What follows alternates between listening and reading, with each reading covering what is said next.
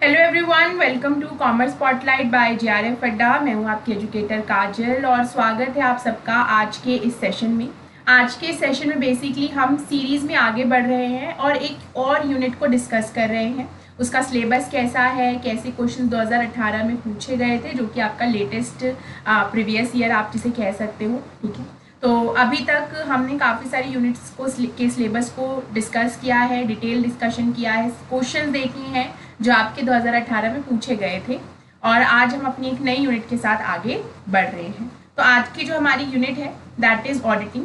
अगर आप UGC net की आपने तैयारी कभी की है या कर रहे हो तो आपने उसमें देखा होगा कि आपकी यूनिट नंबर 2 है, जिसमें अकाउंटिंग ऑडिटिंग एक यूनिट है, लेकिन यहाँ पर अकाउंटिंग और ऑडिटिंग को मर्ज नहीं कर रखा है, अलग अलग यूनिट दे रखी है।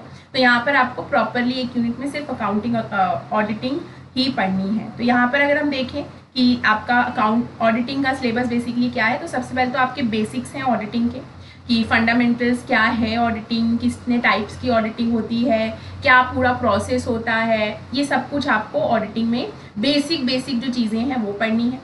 और अगर हम डिटेल में देखें तो बेसिकली एक ऑडिटर यानी कि एक पर्सन जो ऑडिटिंग करता है, प्रोसेस को फैसिलिटेट करता है, उसको हम ऑडिटर बोलते हैं। तो ऑडिटर की क्या क्या क्वालिफिकेशंस होनी चाहिए, ठीक है, किन किन सेक्शंस के तहत उसे निकाला जा सकता है या हायर किया जा सकता है या डिस्क्वालीफाई किया जा सकता है, तो वहाँ क्वालिफिकेशंस, उसकी ड्यूटीज़ क्या होती है, ठीक है, ऑडिटर की ड्यूटीज़ क्या है, साथ में वाउचिंग क्या है, बहुत इंपॉर्टेंट हो जाता है आपके लिए, वाउचिंग क्या है, ठीक है, वाउचिंग एंड वेरिफिकेशन दोनों पूछ लिया जाता है, दोनों के बीच का फ़र्क पूछना मतलब फ़र्क आपको पता होना चाहिए वाउचिंग एंड वेरिफिकेशन का। ऑडिट रिपोर्ट कितने टाइप्स की होती है, क्या प्रोसेस से इसे तैयार किया जाता है, सर्टिफिकेट क्या होता है ऑडिटिंग में, ऑडिटिंग के क्या क्या स्टैंडर्ड्स हैं, अगर फ्रॉड डिटेक्शन हुआ है तो किस तरीके से डिटेक्ट किया जाता है, कितने टाइप का होता है, कंप्यूटर असिस्टेड ऑडिट और जीएसटी ऑडिट, ये सब कुछ आपको बेसिकली ऑडिटिंग में पढ़ना है। ठीक है, तो अगर हम, ये तो सिलेबस था आपका, लेकिन अगर हम 2018 की बात करें, जो आपका लेटेस्ट यूपीएलटी ग्रेड का हम कह सकते हैं एग्ज़ाम हुआ था, तो उसमें किस तरीके के सवाल बने थे, तो मैं फिर से यही कहूँगी कि 2018 का सिलेबस है और 2018 के क्वेश्चंस हैं, तो लेवल आपको पढ़ के लगेगा ये तो बहुत इजी है। तो इसलिए हम यहाँ सिर्फ एक आइडिया ले रहे हैं, ग्लिम्स ले रहे हैं कि किस तरीके के सवाल 2018 में बने थे।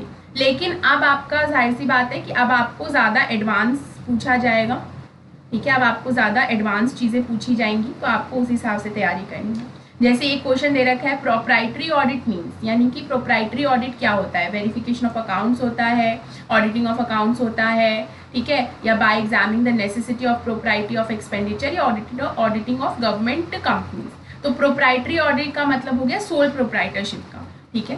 तो इस तरीके से कितने टाइप के ऑडिट होते हैं वो भी आपसे पूछा जाएगा, इंटरनल, एक्सटर्नल, ये सब भी यहाँ पर आता है। तो एक इसी तरीके से एक और क्वेश्चन है जो सिंपल है, आपसे ऑब्जेक्टिव पूछा हुआ है ऑडिट का कि ऑब्जेक्टिव क्या है, सिर्फ एरर्स को डिटेक्ट करना, सिर्फ फ्रॉड्स को डिटेक्ट करना, या ट्रू और फेयर पोजीशन बताना, profit and loss account, balance sheet जो है वो बिजनेस की ट्रू और फेयर पोजीशन बता रहे हैं या नहीं, ये असर्टेन करना, डिटेक्ट करना किसी भी तरीके के फ्रॉड या किसी भी तरीके के एरर को। तो ये सब आपका बेसिकली इसमें ये एक तरीके का क्वेश्चन। तो हमें पता है कि सिर्फ फ्रॉड एरर को डिटेक्ट करना ही तो आपका ऑडिट का काम नहीं होता, ऑडिटिंग का काम नहीं होता, एक सही फेयर वैल्यू बताना ऑडिटिंग का काम होता है। तो C will be the right answer.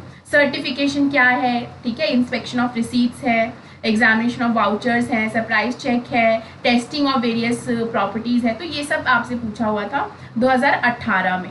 लेकिन अब जाहिर सी बात है कि अब बहुत लेवल अप तैयारी की जाएगी, ठीक है, अब काफ़ी लेवल अप की जा रही है तैयारी, तो आपको भी उसी लेवल की तैयारी करनी है। 2018 के कंपैरिजन में अगर 2025 हम देखें तो सवाल आपका काफ़ी एडवांस पूछा जाएगा, काफ़ी इन डेप्थ पूछा जाएगा, ठीक है। तो इसलिए अपने आप को, अपने दिमाग को पहले से प्रिपेयर्ड रखो कि आपको इस बार लेवल मैच करना है 2025 का, क्योंकि देखो 7 साल बाद ये अपॉर्चुनिटी आई है आपके पास और अब नहीं पता है कि कितने साल बाद आएगी, हो सकता है 2 साल, 5 साल, 4 साल बाद दोबारा ये अपॉर्चुनिटी आए। तो इसलिए take this as your last chance, इसे as a last chance treat करो और फिर तैयारी भी उसी लेवल की करो कि मेरा लास्ट चांस है, इस बार हुआ तो हुआ वरना नहीं हो पाएगा। तो तैयारी भी फिर आप उस एफर्ट, उस लगन के साथ कर पाओगे। तो उसी लास्ट चांस की तरह ट्रीट करो। और आपको इस तैयारी में सपोर्ट करने के लिए JRF अड्डा ने एक फुल्ली फोकस बैच लॉन्च किया है, जो सिर्फ और सिर्फ फोकस्ड होगा आपके यूपी LT ग्रेड 2025 के ऊपर। फाउंडेशन बैच है जिसमें आपको सारी चीज़ें बेसिक से कराई जाएंगी। ये आपका जो पेपर 1 है यानी प्री, ठीक है, जो आपका प्री है उसको केटर कर, ये बैच उसी को केटर करेगा। आयुषी मैम और मैं आपके लिए बैच लेकर आए हैं, ठीक है। तो आप ज़रूर ये बैच में एनरोल करके अपने आप को 2025 के लेवल के एग्जाम के लिए तैयार कर सकते हैं। इसमें आपको लाइव और रिकॉर्डेड दोनों तरीके के सेशंस मिलेंगे, साथ में डाउट क्लियरिंग सेशंस भी मिलेंगे जिसमें आप अपने डाउट्स पूछ सकते हो, ठीक है। तो अगर आपने अभी तक अपने आप को एनरोल नहीं करवाया है तो गो एंड एनरोल योरसेल्फ।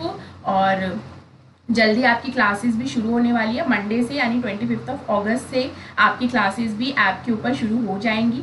तो जितना जल्दी हो सके अपने आप को एनरोल करवाइए ताकि आपको बैकलॉग का टेंशन ना रहे, साथ के साथ हम यूनिट्स को कवर करते जाएं, ठीक है। चलिए, तो मिलते हैं ऐसे ही किसी नेक्स्ट सेशन में जिसमें हम डिटेल डिस्कशन करेंगे किसी और यूनिट के सिलेबस को और उसके PYQ को, ठीक है। चलिए, अगर किसी भी तरीके का आपको डाउट है तो आप ज़रूर कमेंट बॉक्स में डाल सकते हैं। आपके डाउट को ज़रूर वहाँ केटर किया जाए। Thank you for today and bye bye.